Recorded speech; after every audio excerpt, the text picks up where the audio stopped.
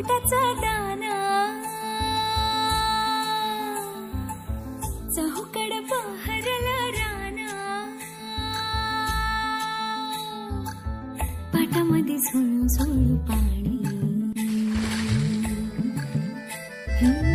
पाखराच्या चोचीतली गाणी